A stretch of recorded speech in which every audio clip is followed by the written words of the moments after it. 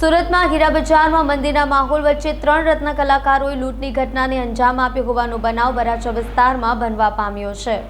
Diamond city તરીકે ઓળખાતું સુરત સિટીમાં હાલ હીરાના ધંધામાં કાળા વાદળો ઘેરાયેલા છે, જેને લઈને દિવાળી પહેલા જ રજાઓ પડી રહી છે।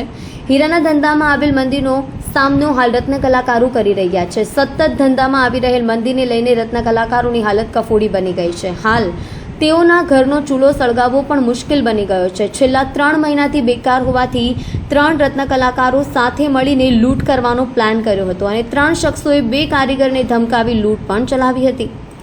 મિની હીરા બજારમાં મળસ્કે ચપ્પુની અણીએ ₹80,000ની લૂંટની ઘટના બની હતી। આ લૂંટારુઓએ સીસીટીવીમાં કેદ થઈ જવા પામ્યા હતા। 3 ઇસમો આવી ગેટ પરથી કૂદીને કારખાનામાં ઘૂસ્યા હતા અને લૂંટ કરનાર રત્ન કલાકારો દ્વારા ખર્ચો ભરવા માટે લૂંટનો પ્લાન કર્યો હતો। લૂંટના ગુનામાં વરાછા પોલીસે આરોપીનો ગુનો નોંધી તેઓની ધરપકડ કરી હતી।